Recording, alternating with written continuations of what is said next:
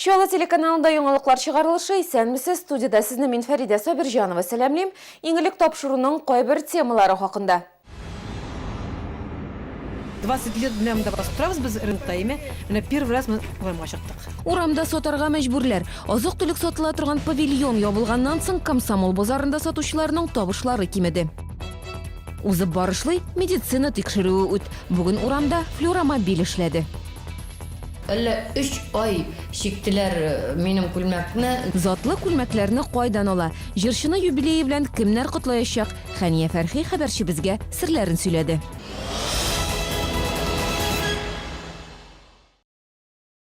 Азык-төлек сатыла торган павильон ябылганнан соң бөтен базарда сату эше тукталып калган. Сүз Комсомол районы базары хакында бара. Янгын куркынычсызлыгы таләпләре үтәлмәгәнгә күрә, бер атналык суд приставлары бинаны печатләп куйдылар.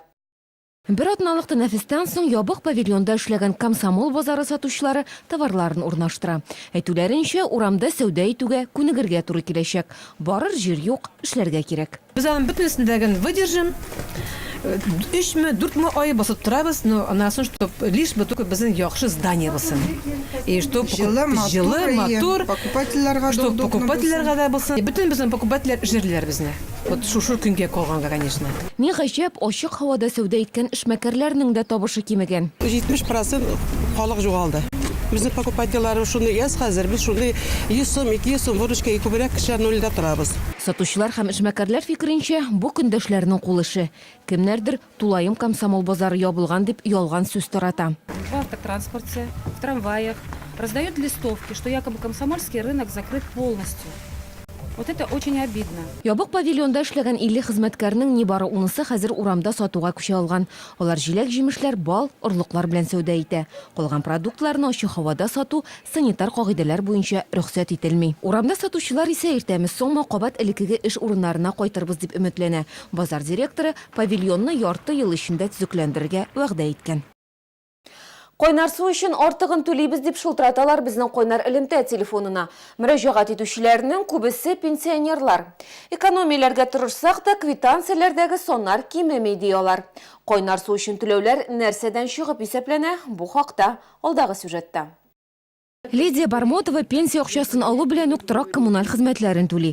Тиененә кадәр исәпләп куелган. Аеруча коммуналь чыгымнарны экономияләргә тырыша.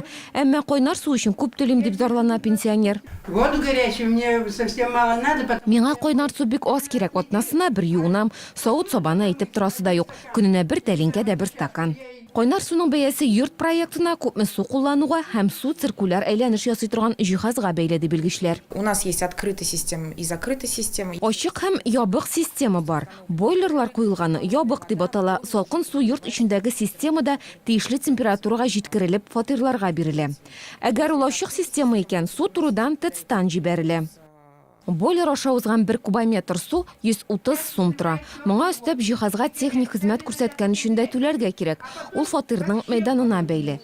1 квадрат метры 2 сумнан исәпләнелә. Кайберәүләр йортларында бойлер булуы хакында белмиләр дә. Пенсионер Лидия Бармотова да алар рәтендә. Типа 67 за бойлер, которого у нас вообще нет бойлера, и зачем он к чему, вообще никто ничего не знает. Тиздән бойлерлар барлык йортларда да булыр дип планлаштырыла. Ә 1нче июльдән Койнар суга чираттагы бәяләр күтәрелү булачак. Шолла ТВ каналының Койнар элемтә телефоны тәүлек дәвамында эшли. Сезне нәрсә борчый? Нинди сорауларыгыз бар? Шалтыратыгыз. Койнар элемтә телефоны 51 31 31. Һәр көн сайын шәһәрнең урман паркы зонасында агачлар кимеди борчыла шәһәрдәшләр. Наратларны кисәләр. Әлеге эшләр ял итүчеләрнең иминлеге өчен башкарыла дип аңлата белгечләр. Борчылы шәһәрдәшләребез белән безнең иҗат төркемебез очрашты. Вот, кстати, вот это дерево, это вот явно видно, что не сухостой, но это, скорее всего, или загущение, то, что другие деревья рядом, или зараженное дерево. Шәһәрне яшьләндерү хуҗалыгы бригадасы шундый агачларны кисәдә инде. Көнгә 5-6 агач юк ителә. Мондый чаралар ял итүчеләрнең куркынычсызлыгы өчен кирәк ди урман паркы зонасы башлыгы. Для отдыхающих там опасно, а летом... Ял итүчеләр өчен анда куркыныч, кырган агачларны янгын чыкмасын өчен кисәләр. 15 апрельдән алып 15 майга кадәр янгын чыгу куркынычы чоры башлана. Һәр елның январендә 2 февралендә без кырган агачларны кисәбез. Пышкы шүпләре һәм агач ботаклары бөтен парк буенча таратып ташланган. Алар саф һавада йөргә комачаулый ди ял итүчеләр. Большие эти дрова-то забирают, а вот мелкие ветки так и оставляют, лес вот какой будет. Олы кәүселәрне алып китәләр, ә вакларын шунда калдыралар. Безнең алар белән нигә агачларны кисәс дип сөйләшкәндә бар. Без кырганнарын гына кисәбез диләр, ә карасак алар әйбәтләрен дә кискәннәр. Лес сосновый, он требует подлеска, то есть... Бу нарат урманы, монда бүтән төрле агачларда утыртырга кирәк. Наратларның нигезләре нык булсын өчен. Агач тамырларын тракторда зарарлый. Техник эзләре паркка керү белән башлана. Белгечләр әйтүенчә, барысы да закон нигезендә башкарыла. 3 бригады работают. Монда 3 бригада эшли. Җир тикшерү буенча, җир ресурсларын дөрес куллану буенча һәм бер экипаж яшьлекне тикшерә. Бу эш һәр көнне башкарыла. График буенча ял көннәрендә дә эшлиләр. Әмма биредә ял итүче шәһәрдәшләр бу эшләрдән бер дә канәгать түгел. Агачлар көн саен кими, алардан калган чүп-чар күбәя бара дип уфтаналар. Гөлнас Ибраһимова, Ксения Антонова, Айрат Закиров, Яңалыклар. Бүген теләге булган һәркем флюорографияны урамда ук үтә алды. Энтузиастлар бульвары янында флюромобиль эшләде. Тикшерү бушлай, үзең белән паспорт булуы гына шарт иде. Нәтиҗәләрен шунда ук кулга тапшырдылар. Әлеге акция халыкара туберкулезга каршы көрәш атналыгы уңаеннан оештырылды. Шоллыга флюромобиль республика программасы ярдәме белән берничә ел элек кайтты. Риск төркемендәге кешеләрне һәр даим тикшерү мөһим, шуңа күрә дә әлеге автомобиль социаль учреждениеләргә дә чыга. Гомумән алганда, Шоллыда туберкулез белән авыру күрсәткечләре республиканың башка шәһәрләренә караганда түбән дип белгечләр. Ә хәзер рекламага бүленәбез, безнең белән бергә калыгыз. Әллә 3 ай шиктеләр минем күлмәкне. Затлы күлмәкләрне кайдан ала? Җырчыны юбилее белән кемнәр котлаячак? Хәния Фәрхи хәбәрче безгә серләрен сөйләде.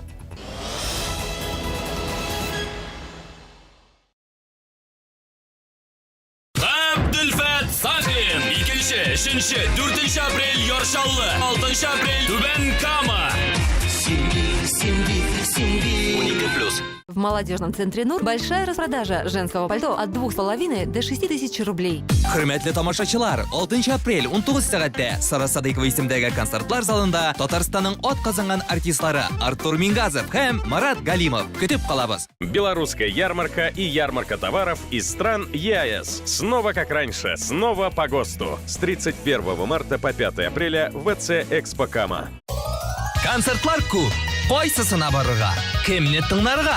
Күңел киңәш итә. Хәниягә! Күркәм юбилей уңайыннан Татарстанның халык артисты Хәния Фәрхи үткәннәрдән киләчәккә җырлап бара.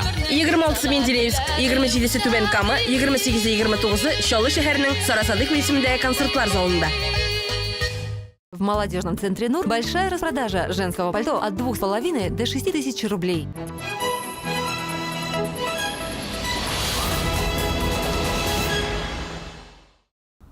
Кама дәүләт автомеханика техникумында 10 белгечлек буенча һөнәр ияләрен әзерлиләр. Техникумда өстәмә белем бирү системасы эшли. Ул чыгарылыш курс укучыларын мобиль булырга өйрәтә. 2014 елда техникум кысаларында машина төзү буенча төбәк ресурс үзәге оешты. Аның максаты һөнәри белем бирүдә кыска вакытлы программаларны гамәлгә ашыру. Бүген бирегә башкарма комитет җитәкчесе Наил Мәхдиев һәм шәхси оешма вәкилләре килде. И частные перевозчики. Шәхси транспорт хуҗалары да, төрле милек автотранспорт оешмалары да әлеге ресурс үзәк ярдәмендә зур мөмкинлеккә ия була ала. Бу күрше-тирә район һәм шәһәрләргә дә кагыла.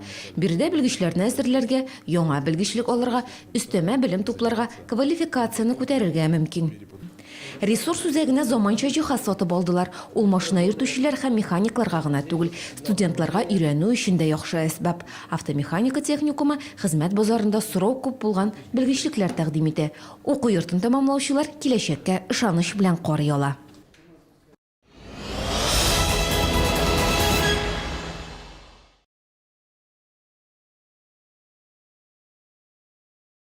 Игътибарыгызга яңалыклар чыгарылышы һәм без дәвам итәбез. Чыгарылыш курс студентларын әзерләүдә эш белән тәэмин итүчеләр роле нинди? Бүген Яршаллы дәүләт сәүдә технологик институтында узган республика семинары кысаларында әнә шул сорауга җавап эзләделәр. Семинарда Мәгариф министрлыгы, эре оешма вәкилләре, Мәгариф һәм яшьләр идарәсе мәшгульлек үзәге белгечләре катнашты. Дәүләт стандартлары буенча эшче һөнәрләре әзерли торган уку йортларында практик дәресләр өчен сәгатьләрнең нибары 15% бирелә. Бу вакыт кына аз дип саный Сәүдә технология институты җитәкчелеге. Шуңа күрә бу проблеманы чишү өчен җитештерүчеләр белән хезмәттәшлек итү мөһим. Мы могли бы часть тем спецпредметов. Без дәресләрдәге темаларның бер өлешен оешма предприятиеләрдә үткәрә алыр идек. Кайбер дәресләрне хезмәткәрләр үзләре алып барсын иде. Студентлар диплом проектларын җитештерүче заказы буенча язсыннар иде. Без уку планнары кысаларыннан чыкмыйча дәресләрнең күп өлешен җитештерү оешмаларында уздыру яклы. Уку йортларының оешмалар белән хезмәттәшлек итүен предприятие вәкилләре дә хуплый. Алар инде берничә ел дәвамында студентлар белән эшли. Мы постоянно работаем над тем, что абитуриентлар институтка укырга керү белән без алар белән эшли башлыйбыз. Бу бердәм практик эшләр, фәнни хезмәтләр, диплом эше буенча тәҗрибәне дә бездә туплыйлар. Оешма җитештерү бүлекләренә еш кына экскурсиялар үткәрелә. Шулай итеп, Сәүдә сәнәгать институтын тәмамлаган студент беренче эш көнен тәҗрибә туплаган белгеч буларак башлап җибәрергә мөмкин. Шуңа да биредә укучылар диплом алу белән эш табуы җиңел булачак ди. Эта профессия очень востребована. Бу һөнәр һәр вакыт кирәк. Безнең институт Чаллыдагы эре һәм танылган оешмалар белән хезмәттәшлек итә. Миңа калса, эш белән проблемалар булмаячак. Сентябрьдән Мәгариф һәм яшьләр эшләре идарәсе шәһәрдә һөнәри сынаулар дигән проектка старт бирәчәк. Аның кысаларында 7-дән алып 11-нче сыйныф укучылары уку йортларына килеп үзләрен эшче һөнәрләрдә сынап караячак. Беренче булып бу проектны нәкъ менә Сәүдә технология институтында сынап карарга телиләр. Гүзәл Шихапова, Максим Орлов, Яңалыклар. Бүген Шаяннар һәм Тапкырлар клубының Татар лигасында катнашучылары башкарма комитет җитәкчесе белән очрашты. КВНчылар очрашуны гадәти булмаган формада күбәләгем җырын җырлап башлады. Әле күптән түгел генә шәһәрдәшләр Белоруссиянең Минск шәһәреннән җиңү белән кайтты. Татар лигасы командасы Халыкара телевизион лигасы финалының чирегенә керде. Башкарма комитет җитәкчесе Наил Мәхдиев егетләрне бу җиңүләре белән котлады. 3 еллык тарихы булган команданы беренче каналдагы югары лигада күрергә теләвен белдерде. Минск шәһәрендә международный лига дип атала. Бу ел без анда эләктек. Һәм инде шул лигада без үзебезгә архив җыябыз. Һәм инде шул архив белән ярдәмендә ала бирсә 2016 елда январьда без барабыз Сочига, Красная Поляна үтәчәк международный фестиваль КВН. Һәм инде шул фестивальдә үзебезнең иң кызык мәзәкләрне күрсәтеп, ала бирсә беренче каналга омтылырга инде. А мы когда будем вот здесь играть? В следующем году. Вот здесь. Здесь? Да. Ребят, когда мы здесь будем? Через 2 года. Год-два. Год-два, либо даже на следующий год. А то ты в 4-й лиге ты первый, понятно? На деревне ты первый парень, а в городе ты первый, не первый. Вот это и вот это должна быть наша лига. Хания Фәрхи юбилей алды гастрольләре белән чыгыш ясый. Бу елларда җырчының концерты безнең шәһәрдә дә узачак. Республиканың халык артистына 55 яшь тула. Күптән түгел ул күңел радиосына кунакка килде. 30 ел сәхнәдә чыгыш ясаган җырчы белән безнең хәбәрчебез дә очрашты.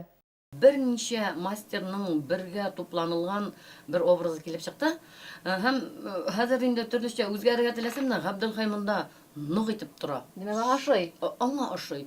Башканы күз алдына да китерәлми ул. Күңел радиосына кунакка килгәч тә Хания Фәрхигә образы, прическасы хакында сорау бирмичә калмадылар. Дөрестән дә җырчының кигән күлмәкләре тамашачының күз явын алырлык. Һәр сезон сайын дизайнерлар миңа 5-6 күлмәк тегә ди Хания ханым. Тукмалары затлы. Кайчакта ул үзенең киемнәрен Филипп Киркоровныкы белән чагыштыра. Мәсәлән, Филипп та нәкъ Ханиянеке кебек каралы кызыллы пайеткалардан чигелгән костюм киеп чыккан. Миңа Дмитрий Юрьевич тормышта киер өчен шундый бик матур тун текте, озон тун.